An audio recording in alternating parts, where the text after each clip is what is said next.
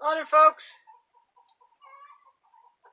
It started out with snow last night, and then it turned to freezing rain, and it was misting. Now it's raining. It is what it is, so it's a little damp. So I'm back in the woodshed. If any of you are interested, I know there were a few questions on my bathroom compost. I just did before the rain started picking up, I just did a compost video, which I'll post. Humanure compost, right? Because I have a sawdust toilet that I use because I don't have running water, right? So I don't have a conventional toilet. I have a 5-gallon bucket. And way down in my playlist, there's a video on, I touched on that. So, but I just demonstrated how I do my bathroom compost. So, if any of you are interested, you could do that. You could watch that. So, is it too late to do something about what is coming? And I'm not talking about, everything. I'm talking about us. I'm talking about we as people. Is it too late? If we have not already started preparing for what is coming, is it too late? Now, depends on who you ask and depends on what day you ask me. My answer is going to change. But I would say, as of today,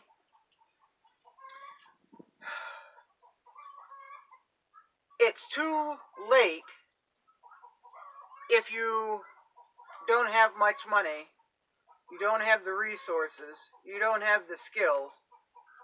It's too late to do it economically, right?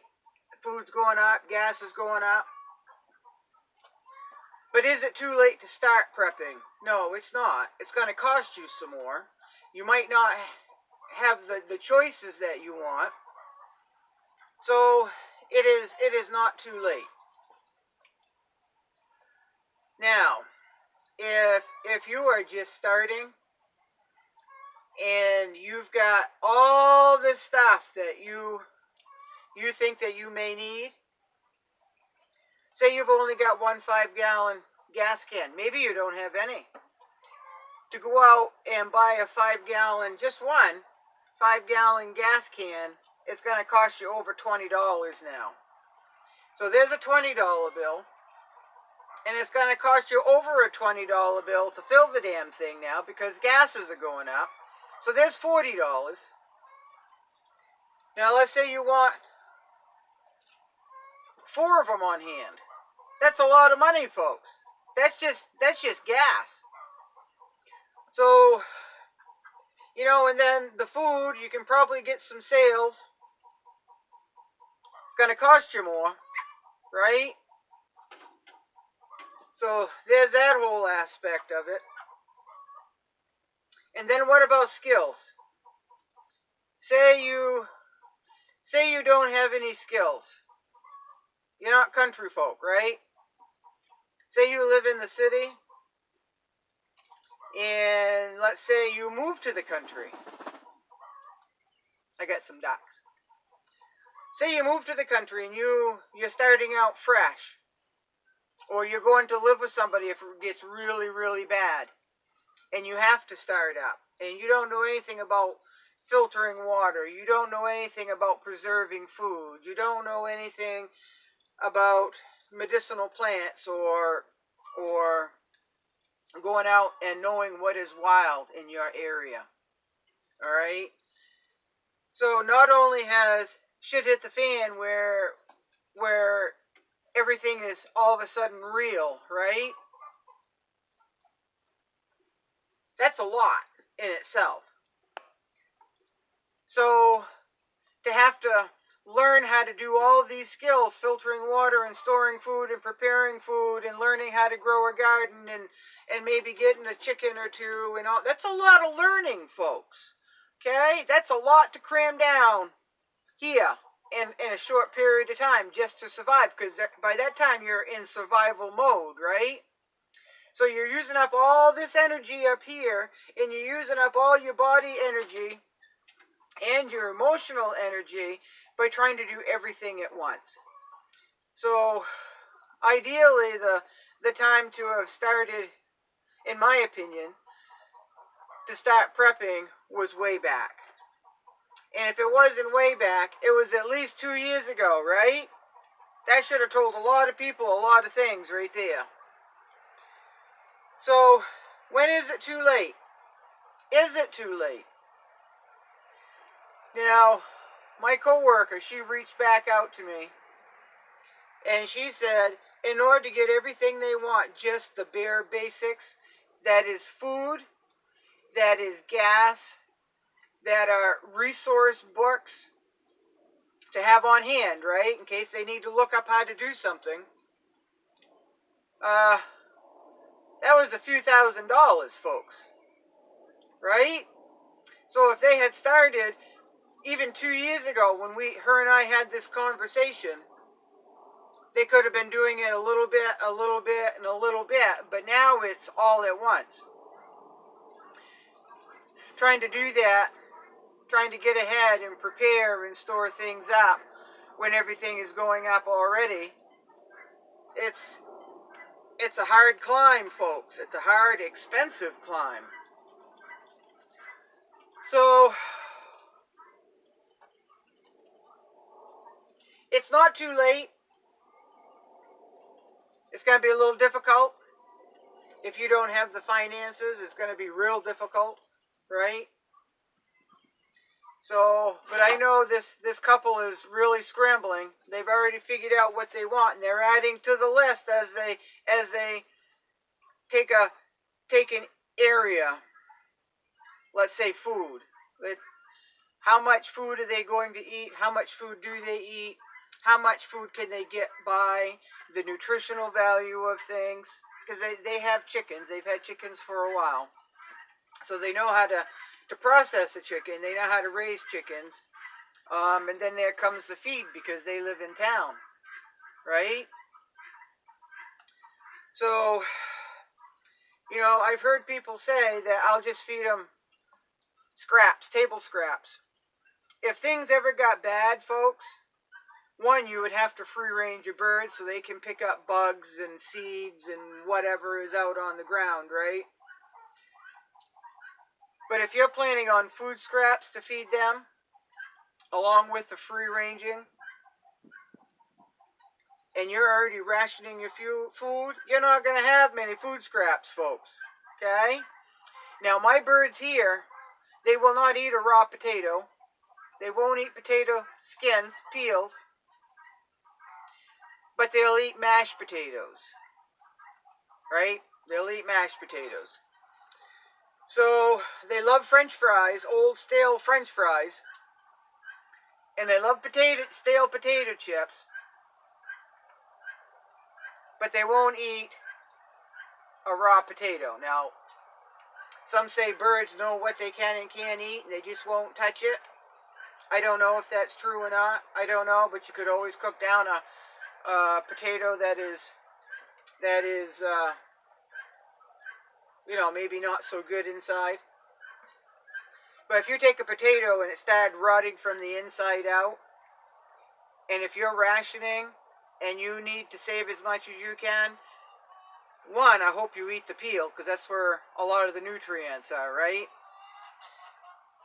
But you're going to save as much of that potato as you can, and then there's the rotted part inside the potato. The chickens probably aren't going to eat that, right? So it's not as simple as feeding table scraps. If you're already rationing, you're not going to have many table scraps, because, what you wouldn't eat a few months ago, you're going to be eating that now. If you're smart, you are. Right? We're not going to waste. We're not going to waste. We won't be able to afford to waste, folks. Okay? So, and I know I'm beating a dead horse. And I know I'm preaching to the choir. I already know that. But maybe somebody will come along and stumble upon this video and and they haven't started. But it's going to be a struggle. It's going to be a struggle unless you've got a lot of money to start out. And you know, if money is no object, then that's no problem, right? That's no problem. But skills, you're going to need to know how to garden. You're going to need to know how to save your seeds. You're going to know how to filter water. You're going to know how to forage out in the wilds. I hope it never gets that bad. I really hope it never gets that bad.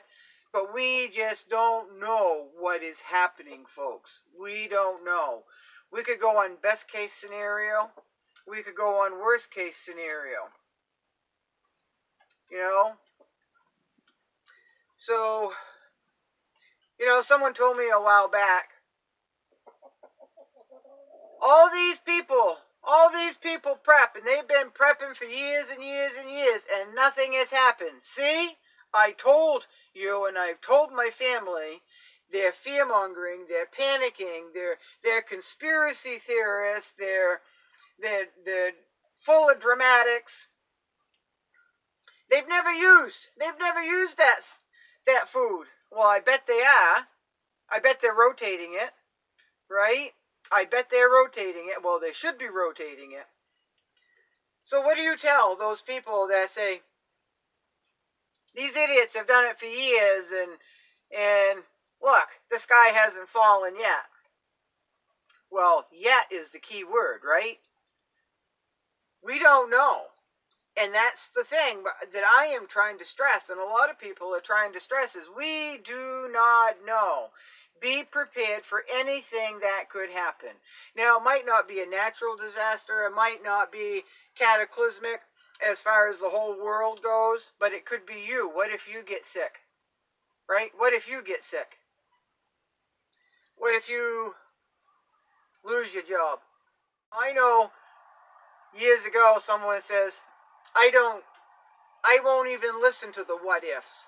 I listen to what is happening now and what I have to deal with now. Well, those people are going to be in trouble, folks. They're going to be in trouble. Wait until something happens and then deal with it?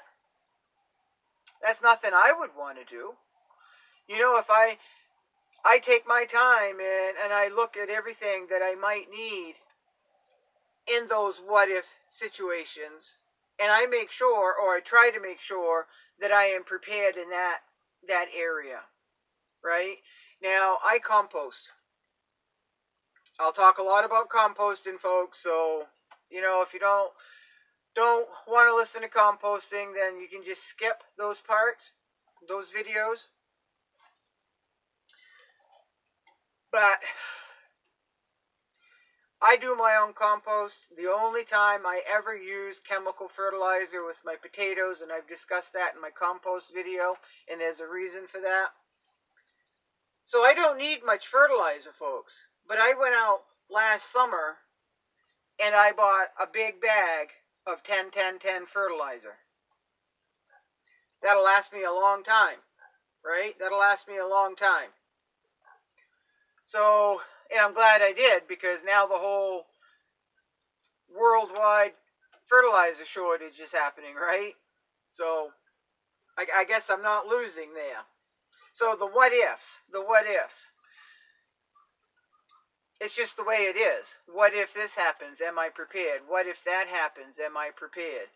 Now, you folks who live in natural disaster zones, you get tornadoes, hurricanes, floods, and all of that.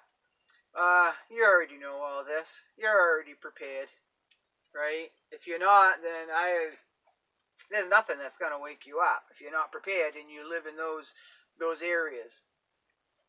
So I've got a rooster here, Scotty.